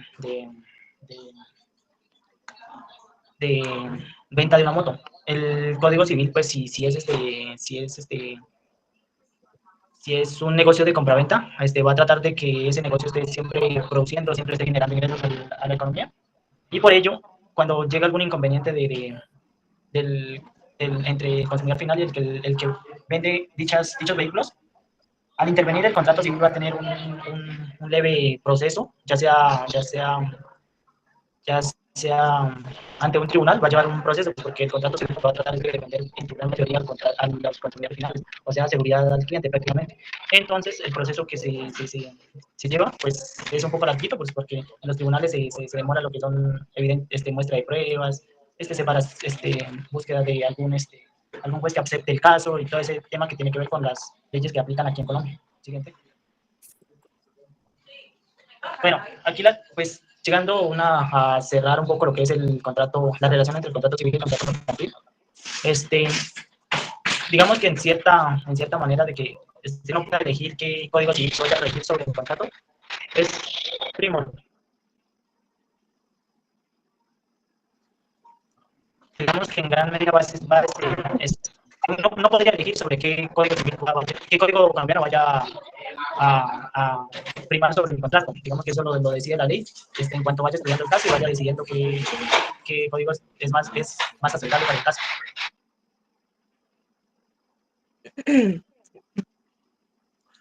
Bueno, no sé si me oye bien. Ya, hablando un poco sobre la sesión de contratos, ¿qué es una sesión de contratos? Digamos que dos partes tienen un contrato firmado por cierto tiempo. En caso de que haya algún imprevisto o se quiera dar por finalizar el contrato, digamos que ya hay una tercera parte que quiera ocupar el puesto de alguno de los dos, la sesión de contrato lo que viene a hacer es eso, digamos que intentar salvar o mantener vivo dicho contrato, agregando a otra persona que ocupa el puesto del que ya se va a retirar. Para ello tiene algunas partes. Se conforma principalmente por tres partes: el cedente, quien va a dar su puesto, quien va a salir del contrato; el cesionario, la persona que llega a ocupar el puesto, al nuevo puesto, o digamos el puesto que va a quedar libre; y el cedido, el que permanece, pues, el que permanece en su puesto, digamos que el que no tiene, digamos, mucho, ¿cómo les explico? Que no tiene, digamos, que movimiento en su espacio. La diferencia entre una sesión de contrato la diferencia entre una sesión de contrato del Código Civil y una sesión de contrato del Código Mercantil es, como en el Código Civil lo que se trata es de que un contrato sea 100% seguro, y esté 100% aceptado por todas las partes. Lo que se requiere es que el cedido firme un documento en el que acepta que una tercera persona llegue a cerrar, a ocupar el espacio que el anterior dejó libre. En caso de que no se firme ese documento, no esté de acuerdo, pues el contrato previamente será dado por terminado, pues porque lo que trata del Código Civil es que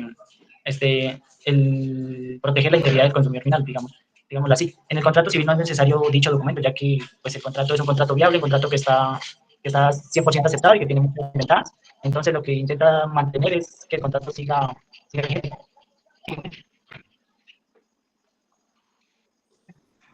Siguiente.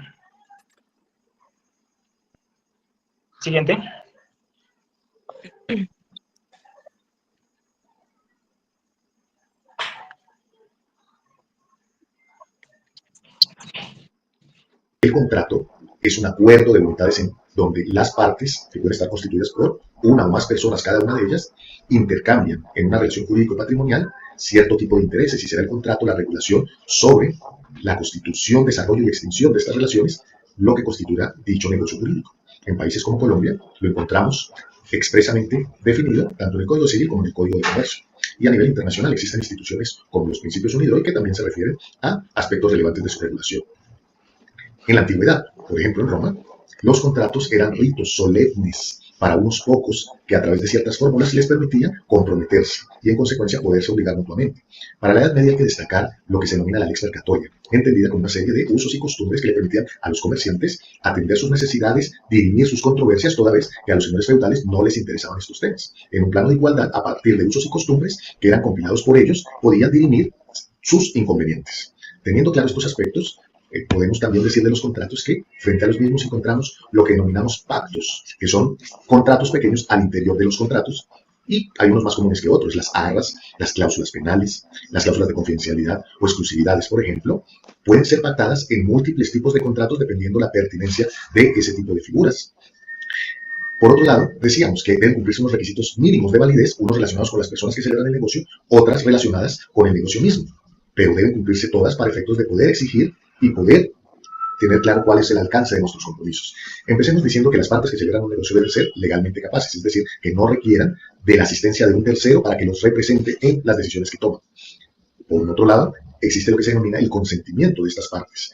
Esa utilización del raciocinio que los lleve a decidir hacer un negocio no debe estar viciado, es decir, debe ser espontáneo. Los vicios del consentimiento suelen referirse al error de hecho, a la fuerza y al dolo. Error de hecho, básicamente, las equivocaciones que puedan surgir sobre los aspectos del negocio, las cantidades, las cosas, las formas de pago, las fechas de cumplimiento. Cuando hablamos de fuerza nos referimos a eventuales constreñimientos, amenazas que sean de tal naturaleza que lleven de manera forzada a que una persona decida celebrar un negocio que de manera espontánea no hubiera celebrado. Y el dolo, que en los negocios se traduce esa deliberada intención de hacer algo malo, pues ¿cómo la entendemos en un contrato? Pues como una estafa, es decir, como un engaño, que también da lugar a que el contrato pactado se caiga. Asimismo, encontramos lo que se denomina el objeto y la causa del negocio. Miren que ya hablamos del negocio y no de quién lo celebra. Tanto el objeto como la causa deben ser lícitos, no contrariar normas de obligatorio cumplimiento, por ejemplo. Cuando hablamos del objeto, nos referimos a ese intercambio de contraprestaciones respecto a obligaciones que pueden ser de dar, hacer o no hacer. Y a la causa, obviamente, nos referiremos a aquella motivación que llevó a los contratantes a celebrar el respectivo acuerdo de voluntades. En cuanto a la clasificación de los contratos, podemos destacar varios parámetros, dependiendo quién se obliga. Hablaremos de contratos bilaterales, unilaterales, siendo lo bilateral la regla general, obviamente. También podemos clasificar los contratos en gratuitos u onerosos si estamos evaluando quién obtiene algún lucro o utilidad. Oneroso será el contrato en donde ambas partes pretenden ganar. Pero sí, la ganancia de utilidad es más o menos equivalente, estaremos frente a los contratos contativos, y serán aleatorios aquellos contratos en los que queriendo ganar asumimos un riesgo por la lotería. Ahora, en cuanto a la autonomía de los negocios, nos referiremos a lo que se llaman contratos principales, como serán la mayoría de ellos, y contratos accesorios para referirnos a aquellos donde pasa la hipoteca. Solamente es relevante en la medida que complemente un negocio principal como préstamo de dinero para adquirir ese mismo inmueble u otro. También podemos clasificar los contratos dependiendo de la forma en que se perfeccionan, y en ese sentido decimos que la mayoría de los negocios son consensuales, es decir, el solo acuerdo de voluntades perfecciona el negocio. Serán reales aquellos que requieren adicionalmente la entrega de la cosa y algunos mucho más delicados que se denominan solemnes, es decir, adicionalmente se requiere el agotamiento de ciertas formalidades para que el contrato se entienda perfeccionado. Igualmente, encontramos la clasificación de los contratos típicos o atípicos y lo que está mirando es su regulación en la ley. Decimos que, por ejemplo, una contrato es un contrato típico porque existe regulación de la materia, código de comercio, código civil. En cuanto a su redacción en el tiempo, los contratos pueden ser de ejecución instantánea o de trato sucesivo. Ejecución instantánea implica que desde que llegamos al acuerdo, desde que el contrato existe, sus obligaciones se desvanecen, siendo el trato sucesivo por el contrario aquellos negocios que están llamados a perdurar en el tiempo. También podemos mirar los contratos, por ejemplo, desde la igualdad en la hora de negociar sus condiciones. Hay contratos que se denominan de libre discusión, pero hay otros que son de adhesión. Cuando compramos un pasaje y ticket aéreo, nosotros no tenemos la posibilidad de decir cuánto nos cobre, o que si nos hacen una rebaja, o que si nos cambian la fecha de vuelo, uno se adhiere a las condiciones de la compañía. Finalmente, tenemos lo que se llaman los contratos preparatorios, que son negocios jurídicos como la oferta, la opción y la cesión, ¿sí? Que en últimas implican referirse a otros contratos adicionales a ellos. Por eso decimos que se da la promesa de celebrar, un adelanto a la promesa de celebrar, un contrato de compraventa. Uno puede ofrecer, por ejemplo, que si llega usted dentro de X horarios este fin de semana, le voy a agregar a mitad de precio los productos que venden, que se llama compraventa lo que estoy ofreciendo. Y finalmente, la cesión es la posibilidad de ser sustituido por una tercera persona en mis obligaciones y derechos frente a un contrato que yo venía desarrollando con otro. ¿Sí? Hasta aquí, esta entrega. Recuerden, el contrato es el acuerdo de voluntades, no en papel por regla general. Próximamente estaremos perdiendo otros temas de mucho interés en esta materia. Mil gracias. Pasando a lo que son los contratos nulos, digamos que los contratos nulos en Colombia hay de dos tipos, la nulidad absoluta y la nulidad relativa. ¿Qué se refiere con la nulidad? Bueno, ¿qué es un contrato nulo? Digamos que un contrato nulo se refiere a un contrato que nace, pero digamos que incumple alguna de las características esenciales para que el contrato sea 100% válido. Por ejemplo, que el objeto sea ilícito, por ejemplo, un contrato que se celebre por venta de drogas, digamos que la ley colombiana no lo permite, por eso sería un contrato nulo, no podría seguir, nacería, pero no podría seguir.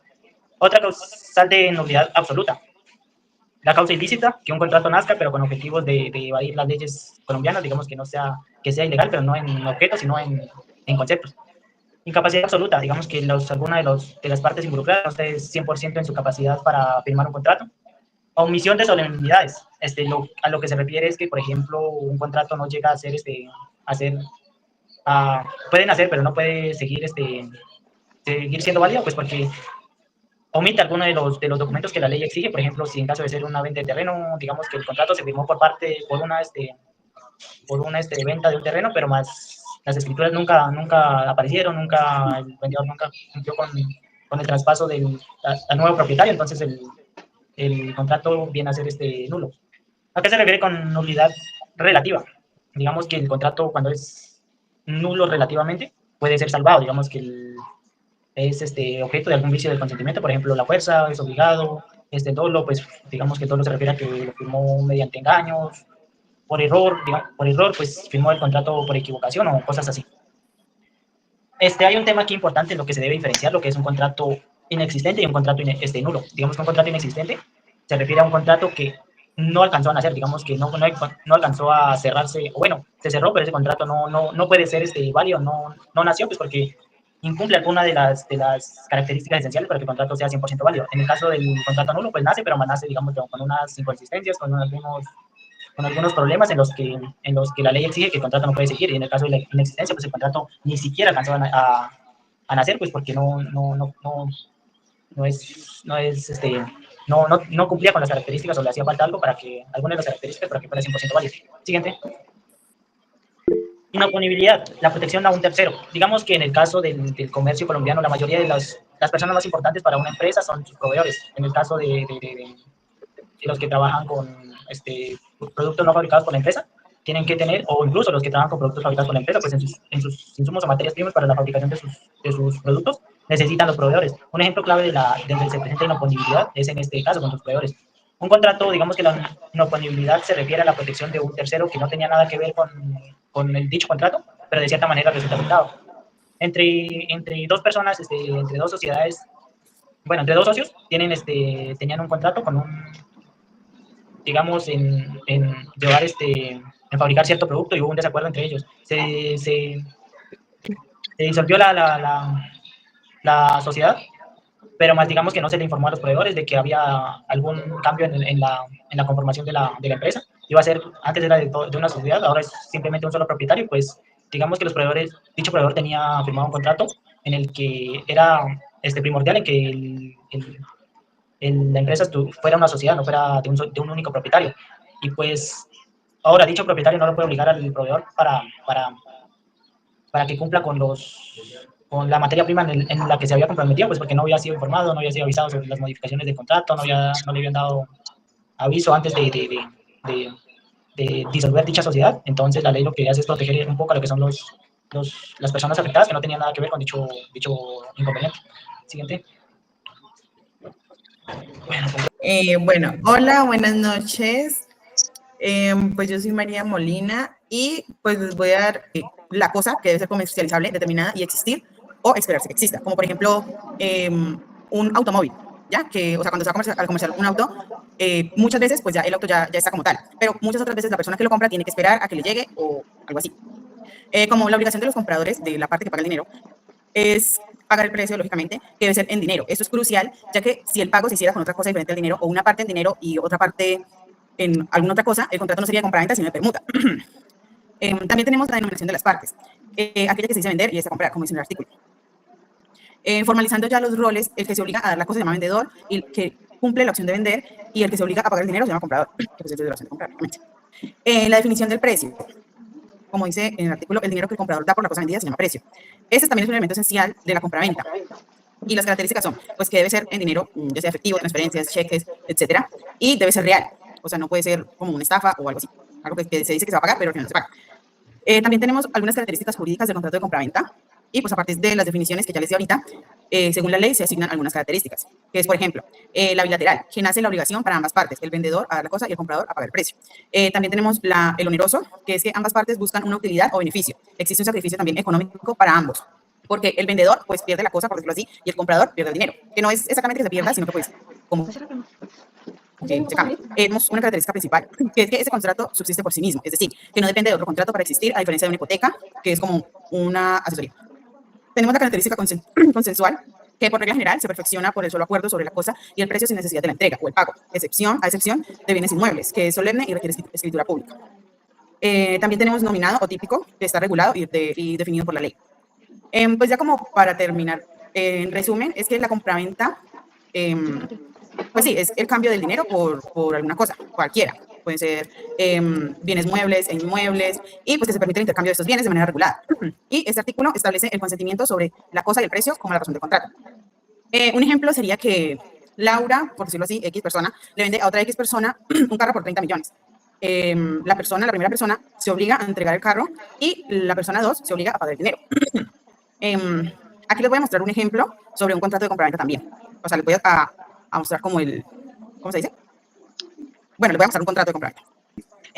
Bueno, aquí tenemos un formatico de un ejemplo de un contrato de compraventa. Por lo general, esos contratos no los hace como tal un contador, sino que los hace un abogado, ¿ya? Entonces, pues por lo general, siempre solamente hay como que rellenar los datos y ya todo está ahí estipulado. Las prórrogas, las notas, todo. Ya ahí solamente sería como llenar los datos y ya.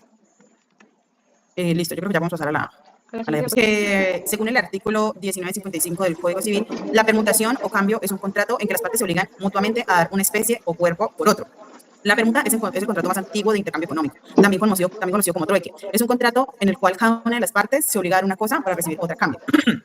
Bueno, este contrato está muy relacionado con la compraventa, pues, que mencioné anteriormente, pero la diferencia clave sería que la ausencia del dinero como pues precio principal, porque no se va a cambiar una cosa por dinero, sino una cosa por otra cosa. Este artículo también establece la esencia del trueque moderno bajo la forma de contrato legal, ¿no? Como tenemos la naturaleza, pues que es un contrato, que es básicamente un acuerdo de voluntades. La obligación principal sería que las partes se obligan mutuamente, lo que significa que ambos tienen obligaciones desde el inicio. Tenemos un objetivo del intercambio, que sería que la obligación consiste en dar o transferir la propiedad o dominio de una especie o cuerpo cierto a una cosa individualizada, perfectamente identificada por otra cosa. La característica fundamental, y pues que es como la más distintiva, que se desprende de este artículo, es que la contraprestación no es dinero, precio, sino pues, otra cosa. La permuta pura, pues son que los bienes tienen un valor igual o similar, por lo que no hay flujo de dinero, como les comentaba anteriormente, que si se paga una parte en dinero y una parte con una cosa, pues es permuta, pero si también tenemos la permuta mixta, que es básicamente eso. Y pues existe también un escenario donde la permuta puede incluir dinero sin dejar de ser permuta. Esto pasa pues cuando los bienes intercambiados no tienen el mismo valor. La permuta mixta es donde una de las partes entrega una cosa de menor valor y como suplemento una parte en dinero para compensar pues la diferencia del valor de la cosa recibida. Como regla general, para definir este contrato,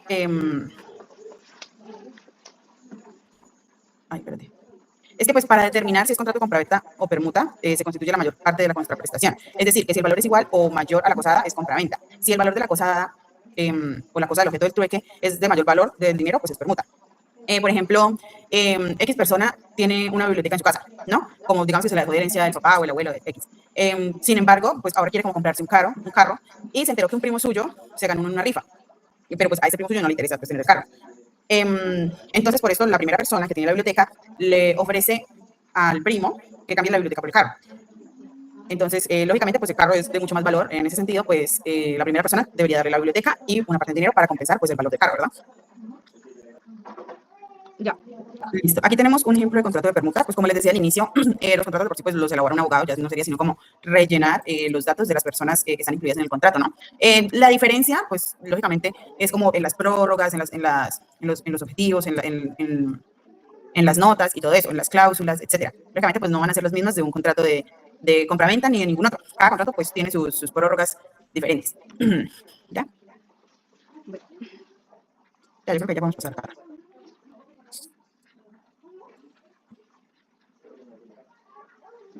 Bueno, ahora tenemos los contratos de transporte, ¿verdad? Que según... Ay, espérate que no veo. Ya. Que según el artículo 981 del Código de Comercio, el contrato de transporte está modificado por el artículo 1 del decreto 01 de 1990. El nuevo texto es el siguiente. El transporte es un contrato por medio del cual una parte se obliga para con la otra a cambio de un precio a conducir de un lugar a otro por determinado medio y en plazo fijado, ya sean personas, cosas, entregar estas al destinatario. Bueno, el contrato de transporte es un acuerdo de voluntades en el que una parte denominada transportador se obliga a cambiar un precio a conducir de un lugar a otro, ya sean personas, cosas, y entregarlas a su representante. Como elementos esenciales de este contrato, tenemos que para que el contrato se considere legalmente de transporte, debe contener esos elementos esenciales, que sería que el transporte de personas o cosas es el objetivo material del contrato. Sin la conducción o traslado no existe el transporte. También tenemos el precio, que es pues ya sea el precio del flete, si se transportan cosas, o del pasaje, si se transportan personas. Que es esta la obligación, es la remuneración que el cargador o pasajero paga al transportador por el servicio. La obligación de resultado del transportador no solo se obliga a poner medios, sino también a alcanzar un resultado específico. Es decir, trasladar el objeto o persona de un punto A a un punto B y entregarlos sano y salvo. Tenemos una responsabilidad del transportador, que pues según las características más importantes de este contrato es la responsabilidad del transportador. El transportador es responsable de los daños, pérdidas o averías que sufren las cosas, o las lesiones o muerte de personas desde el momento en que las recibe hasta la entrega a su destino. Para eximirse de responsabilidad, el transportador debe probar una de las siguientes causales de exoneración que rompen el nexo causal, pues ya sean de fuerza mayor o de caso fortuito, sea por vicio propio de la cosa transportada, ejemplo, que una fruta se dañe porque pues es su naturaleza, ¿no? Digamos que no se calcule bien pues el tiempo del transporte y pues se dañe porque es su naturaleza, ¿verdad? También tenemos como responsabilidad del transportador un hecho de un tercero, pues que no, o sea, ya sea, por ejemplo, lo que está pasando ahora de que paro armado y todo eso, que han quemado tractomulas y todo eso ya no es una responsabilidad del transportador, eso ya es responsabilidad de un tercero, ya ahí sí no es como hay que echarle la culpa al transportador, ¿verdad? También un hecho o culpa exclusiva del cargador o destinatario. Ejemplo, que normalmente cuando es un contrato de transporte de algún objeto o cosa, el cargador o destinatario se hace responsable de cargar las cosas al vehículo, tanto como de descargarlas, ¿no? Entonces, digamos que no es una responsabilidad del transportador como tal, que digamos que el cargador no las acomode bien. Entonces, que de pronto que se caiga algo y se dañe, etcétera, eso no es como culpa del transportador. También tenemos una clasificación de los medios de transporte. Y pues este contrato se adapta a las reglas específicas del medio utilizado, aunque la esencia de la obligación de resultado se mantiene. Que sería terrestre, por carretera o ferrocarril, fluvial o marítimo, por río o mar, aéreo, pues por aeronaves, y multimodal. Que multimodal es cuando se utilizan dos o más medios diferentes. Ejemplo, que se utilice un medio de transporte ferrocarril y un medio de transporte marítimo, que sería como un camión y un barco, algo así. Y pues que este se quite bajo un mismo contrato de transporte. Como por ejemplo, tendríamos un ejemplo de contrato de transporte, es que por ejemplo que se envíe una carga de Medellín a Buenaventura, una exportación, que se envíe una exportación de Medellín a Buenaventura y que de Buenaventura pues ya lo embarquen al exterior. ¿Ya? ¿Me puedes enseñar por favor el contrato de transporte? Sí.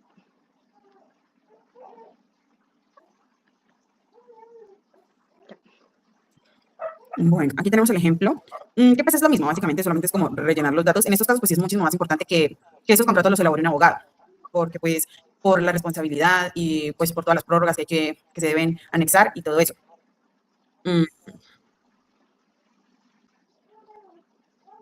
Ya, Cata. La siguiente diapositiva, ¿verdad? Ah, sí.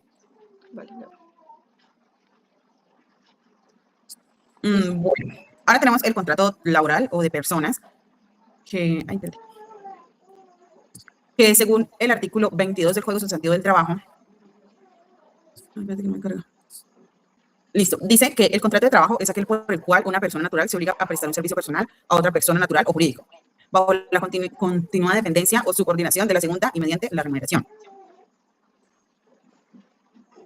Listo. Tenemos una jurisprudencia presente, una jurisprudencia vigente, que es que quien presta el servicio se denomina trabajador y quien lo recibe,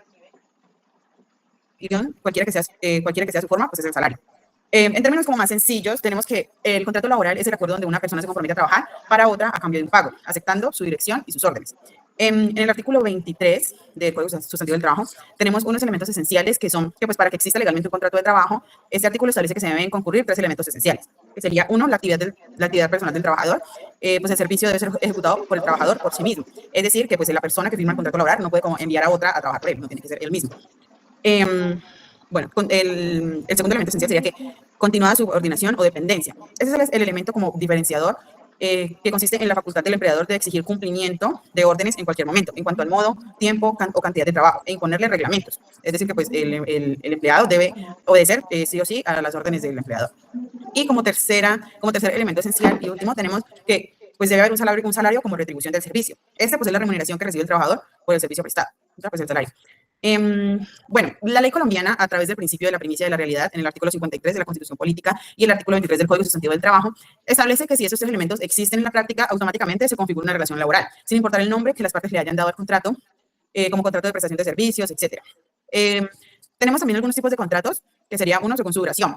Esos tipos de contratos varían según el tiempo por el cual se establece la relación laboral. Y pues los más comunes son los contratos a término indefinido, que pues no tienen una fecha de finalización del contrato definida. También que este contrato solo puede ser terminado por causas específicas o justa causa, como le llaman, mutuo acuerdo, renuncia, liquidación de la empresa, etc. Y la estabilidad, pues que ofrece la mayor estabilidad laboral al trabajador. También tenemos el contrato a término fijo, que pues a comparación del anterior, sí tiene una fecha de inicio y una fecha de finalización, claramente estipuladas en el documento, en el contrato. La revocación, pues que puede revocarse si es inferior a un año, puede revocarse hasta por 3 periodos iguales o inferiores. Después de la tercera revocación, la siguiente debe ser por un año o pasar automáticamente a término indefinido. Eso pues depende de la legislación específica de cada país. También para que termine en la fecha pactada, el empleador debe dar un aviso de no revocación al trabajador con una antelación establecida por la ley. Por ejemplo, 30 días antes de la fecha del vencimiento o de la terminación del contrato, el empleador debe enviar como un preaviso al empleado, pues para recordarle que ya se le va a acabar su contrato. Tenemos el contrato por obra o labor determinada. Este pues se extiende por el tiempo necesario para la ejecución de una obra o la finalización de una tarea específica. Ejemplo, la construcción de un edificio o el desarrollo de algún tipo de software. Estos contratos pues no tienen como tal una fecha establecida, ni tampoco son contratos indefinidos, porque pues no se sabe, digamos que a veces no se calcula bien como el tiempo en el que una obra puede ser terminada. Entonces solamente se hace el contrato por obra o labor y pues ya hasta que se termine cierta obra. Pues como les decía, que finaliza automáticamente cuando la obra o labor contratada concluye. Este pues no requiere como un preaviso de terminación del contrato, ya que pues el fin de la labor es la condición de la terminación. También tenemos el contrato ocasional, accidental o transitorio, que pues su duración normalmente es como muy corta, generalmente pues no mayor a 30 días y o sea, esos contratos son más que todo como por alguna urgencia, digamos que a cierta persona de alguna empresa le pasó algo, tuvo un accidente o algo y le dan su incapacidad, entonces hay que contratar a otra persona por un tiempo corto para que la cubra mientras esta persona puede regresar. Sí, pues puede realizar tareas diferentes a las actividades normales del empleador o para suplir una necesidad puntual y temporal. Bueno, pues ya como en resumen, lo que define un contrato laboral es la subordinación. Si alguien te da órdenes, te exige un horario y te paga un salario por tu trabajo, lógicamente pues estás en una relación laboral. Un ejemplo general sería como que una empresa de X cosa contrata a un empleado para, pues, suplir como ciertas necesidades de la empresa. Ya, ¿me enseñas el contrato laboral, por fin? Un momentito.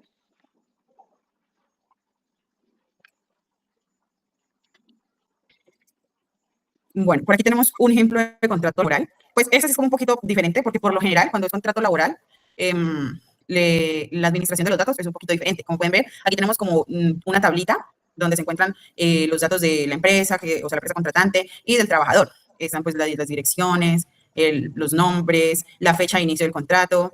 Pues aquí este no tiene fecha de finalización. Y pues lo mismo de todos los contratos, tiene sus prórrogas y todo. Sus cláusulas, etcétera. También cuando pues, son contratos laborales, tienen como muchas más exigencias,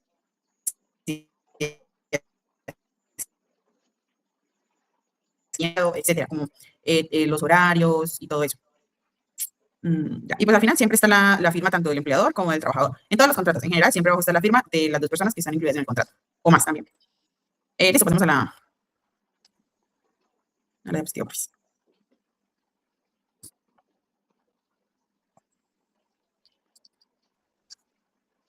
bueno, aquí hay un videito también como para explicar un poquito también los tipos de contratos pues, que hay en Colombia. Y asesoría legal. En el video de hoy analizaremos un tema fundamental para empleadores y trabajadores, los tipos de contratos laborales en Colombia. Comprender las diferentes modalidades contractuales es esencial tanto para empresas que buscan contratar personal como para trabajadores que necesitan conocer sus derechos y obligaciones. En este video explicaremos detalladamente cada tipo de contrato, sus características y las implicaciones legales que conllevan. El contrato a término fijo es aquel que tiene una duración determinada desde el inicio. Sus principales características son: duración específica, generalmente entre 1 y 3 años. Debe constar por escrito obligatoriamente. Puede renovarse indefinidamente. Para su terminación, debe notificarse con mínimo 30 días de anticipación. Incluye todas las prestaciones sociales, prima, cesantías, vacaciones. La primera renovación puede ser por el mismo periodo o inferior. Las siguientes renovaciones no pueden ser inferiores a un año. Este tipo de contrato brinda certeza sobre la duración de la relación laboral, pero requiere formalidades estrictas para su validez. El contrato a término indefinido es el más común en Colombia y se caracteriza por no tener fecha de terminación establecida. Puede ser verbal o escrito, aunque se recomienda formalizarlo por escrito. Se mantiene vigente mientras subsistan las causas que le dieron origen. Incluye todas las prestaciones sociales. Para su terminación sin justa causa, el empleador debe pagar indemnización. Ofrece mayor estabilidad laboral, especialmente para grupos de protección especial. Este contrato proporciona mayor seguridad al trabajador y es el preferido por quienes buscan estabilidad laboral a largo plazo. El contrato por obra o labor se enfoca en la realización de una tarea específica. Su duración está determinada por el tiempo necesario para completar la obra. Debe especificar claramente la labor a realizar. Termina automáticamente cuando finaliza la obra contratada. Incluye todas las prestaciones sociales. No puede renovarse ni prorrogarse para la misma obra. Debe constar por escrito para evitar confusiones sobre el alcance de la labor. Es ideal para proyectos específicos como construcciones, implementaciones de software o campañas temporales. El contrato de prestación de servicios es de naturaleza civil o comercial, no laboral. No genera relación de subordinación. El contratista tiene autonomía técnica y administrativa. No incluye prestaciones sociales. El contratista debe asumir sus aportes a seguridad social. Su duración puede ser definida o indefinida. No implica cumplimiento de horario. Se enfoca en resultados, no en disponibilidad de tiempo. Es importante destacar que si se configuran los elementos de una relación laboral, subordinación, remuneración y prestación personal del servicio, puede declararse la existencia de un contrato de realidad, independientemente de su denominación. El contrato de aprendizaje está diseñado para la formación de estudiantes. No constituye un contrato laboral. El aprendiz recibe un apoyo de sostenimiento mensual. Las empresas con más de 15 trabajadores están obligadas a contratar aprendices. La duración máxima es de 2 años. El aprendiz está afiliado a salud y riesgos laborales, pero no a pensión. Incluye fases lectiva y práctica. Este contrato beneficia a estudiantes del SENA, universidades e instituciones técnicas reconocidas por el Estado. Este contrato se utiliza para labores de corta duración. Duración máxima de 30 días. Se aplica a labores distintas de la actividad normal de la empresa. Incluye todas las prestaciones sociales proporcionales al tiempo trabajado. Puede ser verbal o escrito. No requiere preaviso para su terminación. Es útil para cubrir necesidades temporales como reemplazos por licencias cortas o fines de producción. Además de los anteriores, existen otras modalidades contractuales. Contrato de teletrabajo permite trabajar desde lugares distintos a las instalaciones de la empresa. Contrato de trabajo a tiempo parcial con jornada inferior a la máxima legal. Contrato a término fijo inferior a un año con características especiales para su renovación. Recomendaciones prácticas. Para empleadores, seleccione el tipo de contrato según la naturaleza real de la labor. Formalice siempre por escrito los términos del acuerdo. Cumpla con las obligaciones de seguridad social. Respete los términos de preaviso para la no renovación. Para trabajadores, exija copia del contrato firmado. Verifique que su afiliación a seguridad social sea correcta. Conozca las condiciones de renovación o terminación. Guarde evidencia de la relación laboral, correos, mensajes, etc. Conclusión. La elección del tipo de contrato adecuado es fundamental tanto para empleadores como para trabajadores. Cada modalidad tiene ventajas y obligaciones específicas que deben ser consideradas según las necesidades de las partes. Es importante recordar que independientemente del nombre que se le dé al contrato, lo que determina su naturaleza son las condiciones reales en que se desarrolla la relación. Si existe subordinación, remuneración y prestación personal del servicio, estaremos ante un contrato laboral con todas sus implicaciones legales. Esperamos que este video haya sido útil para comprender mejor los tipos de contratos laborales en Colombia. Si tienen preguntas específicas sobre su situación particular, les recomendamos consultar con un abogado especializado en derecho laboral. No olviden suscribirse a nuestro canal para más contenido sobre temas legales y dejar sus comentarios o dudas abajo. Hasta el próximo video.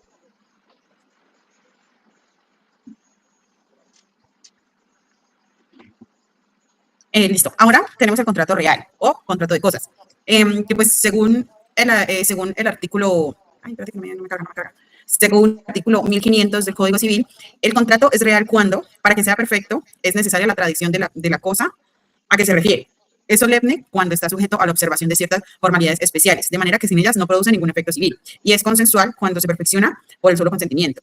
Bueno, ahora como definición de su naturaleza, es que el contrato real se define por su modo de perfeccionamiento. Es decir, que el momento en el que se adquiere existencia legal y empieza a obligar a las partes.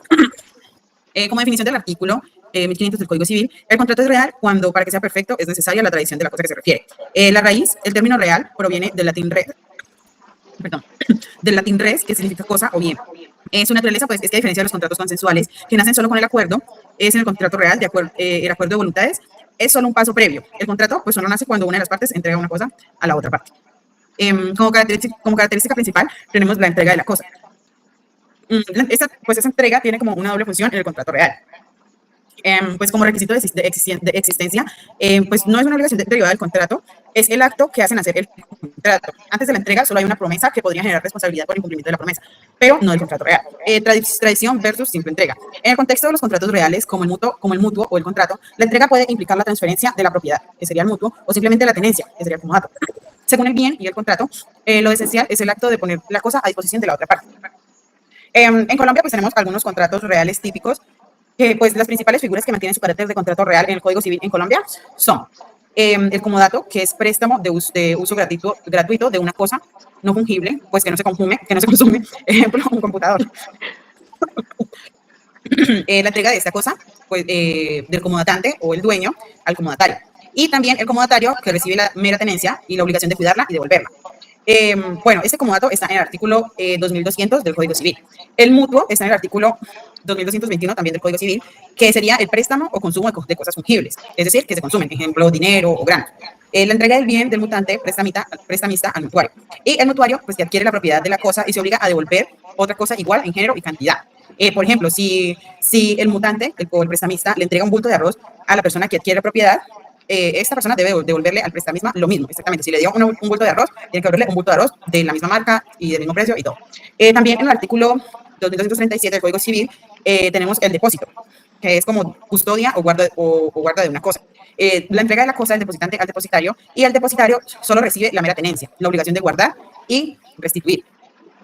Como implicaciones jurídicas tenemos la unilateralidad inicial, que la mayoría de los contratos reales o de cosas como el mutuo y el comodato suelen ser unilaterales en su nacimiento. Esto significa que después de la entrega solo queda obligada una de las partes. En el mutuo o el comodato, el que recibió la cosa, mutuario o comodatario, es el único que está obligado a devolverla. Es decir, que ya después de que el prestamista o mutante le entrega algo al mutario, ya el prestamista sale de responsabilidad. Ya el único que tiene la responsabilidad ahora de devolverlo es el comodatario. También tenemos el riesgo por pérdida. En estos contratos, pues el riesgo por la pérdida de la cosa suele recaer sobre la persona que tiene dominio o el uso de la cosa después de la entrega pues, del mutuario, ¿no? También tenemos la promesa de contrato real. Si las partes solo se ponen de acuerdo, pero no se entrega la cosa, lo que existe es una promesa de contrato, no un contrato como tal. Eso está regulado por el artículo 1611 del Código Civil y pues no es como tal un contrato real. Si la promesa se incumple, la parte afectada solo puede exigir el cumplimiento de la promesa o la indemnización por los perjuicios causados, por no haber perfeccionado el contrato. Como conclusión, el contrato real es una excepción al principio general del mero consentimiento y pues este perfecciona los acuerdos, priorizando el acto físico y la entrega del bien. Pasemos la página, por favor. ¿Ya? Bueno, por último tenemos los contratos de seguros, que pues según el artículo 1036 del Código de Comercio, las características del contrato, modificado por el artículo primero de la Ley 389 de 1997, el seguro es un contrato consensual, bilateral, oneroso, aleatorio y de ejecución sucesiva. Bueno, estos seguros... Ay, espérate que me pasé una partecita. Bueno, los contratos de seguro, según el Código de Comercio de Colombia, del artículo 1036, es que el contrato de seguro es aquel por el cual una empresa de seguro se obliga mediante una prima a resarcir un daño o pagar una suma de dinero al ocurrir una eventualidad prevista en el contrato, cuya realización o riesgo sea objetivo de cobertura. Tenemos una naturaleza y unas partes obligadas que, pues, según la definición, establece una obligación recíproca entre las partes principales. El asegurador, pues, como tal, la empresa de seguros, es la parte que asume el riesgo. Se obliga bajo la ley y el contrato a realizar el pago una vez ocurrido el siniestro. En Colombia debe ser una sociedad anónima, legalmente constituida y autorizada. El tomador, pues, el asegurado, aunque no se nombra directamente en el artículo, es quien contrata el seguro y quien tiene la principal obligación frente al asegurador de pagar la prima, que pues sería el precio del seguro. Tenemos la prima de contraprestación. Básicamente, pues el contrato se celebra bajo una prima o el precio del seguro, y pues este precio es el que el tomador paga al asegurador. Es la contraprestación por la asunción del riesgo que realiza la compañía. Si esta prima no se paga, el asegurador tiene derecho a suspender o incluso a terminar el contrato, ya que pues es la base económica del acuerdo, ¿verdad? Tenemos un objeto de obligación, que es asumir el riesgo, y esa es la obligación principal del asegurador, es indemnizar o pagar una suma de dinero al ocurrir la eventualidad prevista o el siniestro. La obligación tiene dos manifestaciones principales. La primera pues sería resarcir un daño, que eso sería, por ejemplo, en seguros de daños como incendios, robos o accidentes de automóviles. El asegurador pues busca restablecer o compensar la pérdida patrimonial sufrida por el asegurado hasta el límite del valor asegurado, que es un contrato de indemnización. Y por segundo tenemos que pagar una suma de dinero, que serían como los seguros de personas, por ejemplo, los seguros de vida. En ese es pues que el asegurador paga una suma pactada al beneficiario independientemente del daño económico real sufrido. Es un contrato como de previsión. Y pues sí, es como de los seguros de vida o seguros de accidentes personales. También tenemos la eventualidad del riesgo. La obligación solo surge cuando se cumple la condición pactada, al ocurrir la eventualidad prevista. Esta eventualidad es el riesgo, la posibilidad de un evento futuro e incierto que sea determinado y cubierto en el contrato. Si el evento no está cubierto o no existe riesgo, por ejemplo, si el siniestro ya ocurrió o es imposible que ocurra, el contrato es nulo. En resumen, pues el artículo 1036 define el seguro como un negocio jurídico, donde se transfiere un riesgo de una persona a una empresa especializada, que sería el asegurador, quien recibe un precio y promete responder económicamente si el riesgo se convierte en realidad o el siniestro. Bueno, pasemos aquí, porfis, al ejemplo del contrato de seguro y ya para dar por último los tipos de contratos de seguros. Me dijiste. ¿De seguro? ¿Ahí está bien? ¿Ahí está bien? Sí, pues porque ese no se pudo descargar. Sí, Ese solo me tocó así. mostrar este pedacito. ¿Va más ahí? Mm, pues ¿Ahí? es que tiene varias horas. Mm, bueno, pues aquí tenemos un contrato de responsabilidad civil del vehículo, que sería uno de los tipos de seguros. Pues lo mismo, siempre es como rellenar los datos de quiénes se celebra el contrato, porque los temas que están incluidos en el contrato. También tenemos unas declaraciones por parte de la aseguradora, por parte del tomador. Tenemos también unas cláusulas. em, y bueno, sí, como todo lo que se pacta en el contrato. Tenemos algunas notas. Y pues al final siempre la firma de las dos personas involucradas en el contrato.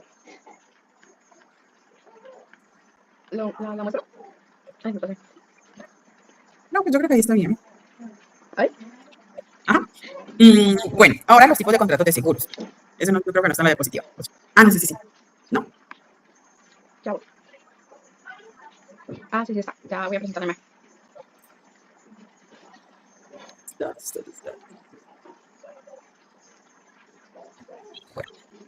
¿Sí te parece?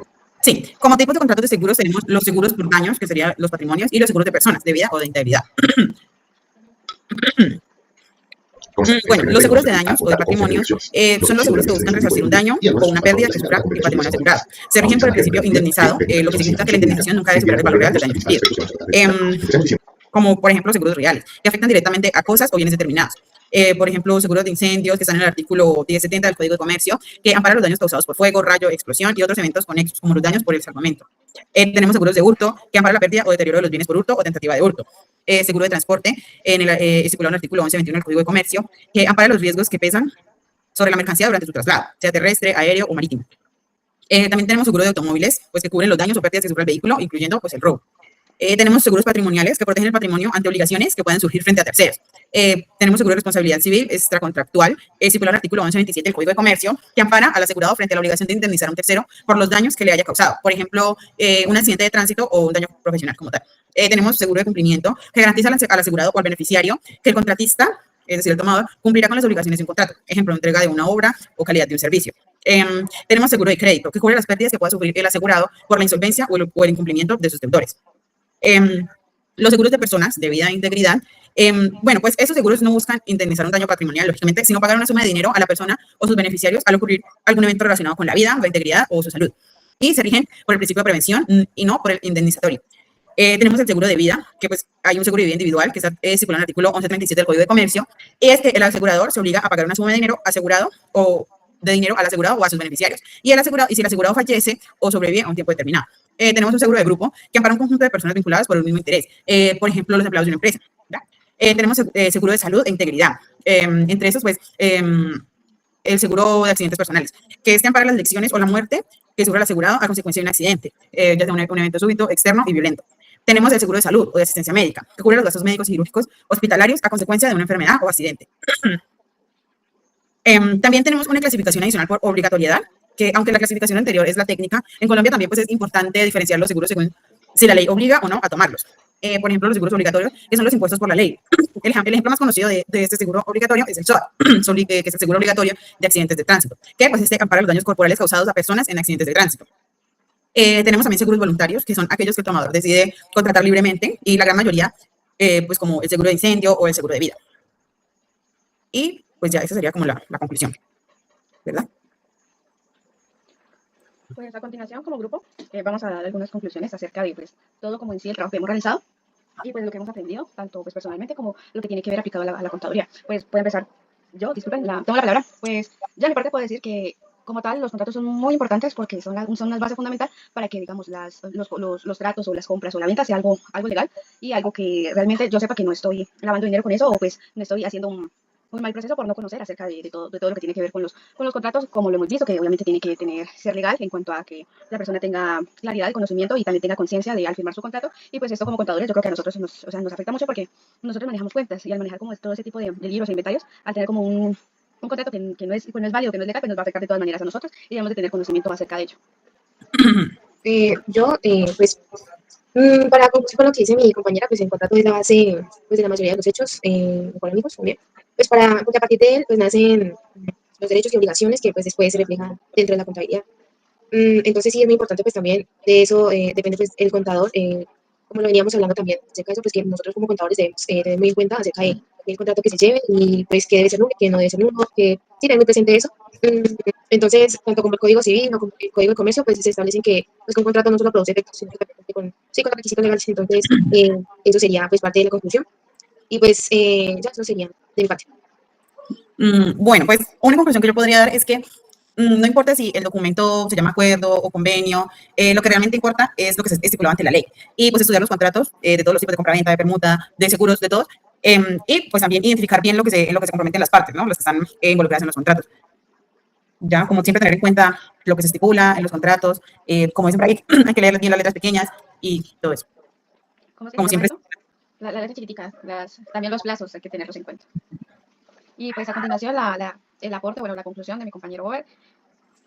Bueno, a partir de lo que hemos hablado, digamos que durante nuestra intervención en este tema que son los contratos, una conclusión para mí sería pues que aunque los libros, los códigos que rigen aquí en Colombia, aunque tengan en sus escritos ambos libros, tanto civil como mercantil, tengan escritos relacionados con los contratos, en el caso del civil siempre va a estar sujeto al código, en el caso del mercantil siempre va a estar sujeto al código civil. Evidencia de ello pues son los vacíos que se encuentran en el código mercantil, pues que al no encontrar alguna norma específica que lo pueda solucionar, pues tiene que recurrir al código civil. Bueno, y otra conclusión relacionada con los contratos, pues digamos que nosotros como contadores siempre vamos a estar sujeto a revisión de ciertos contratos, digamos que pues alguna empresa nos pide la liquidación de algún empleado, sacarle el sueldo, digamos que el porcentaje del sueldo a un empleado, hacer cuentas relacionadas con sus contratos, comisiones, todo ese tipo de cosas que se ven en los contratos. Y digamos que tener el conocimiento en caso de que se esté presentando alguna violación a las normas que la ley establece, la ley colombiana establece, pues nosotros como contadores al ser de los pocos capacitados para dar fe pública, pues tenemos que conocer bien las normas porque para ello defender la empresa de cualquier inconveniente a futuro.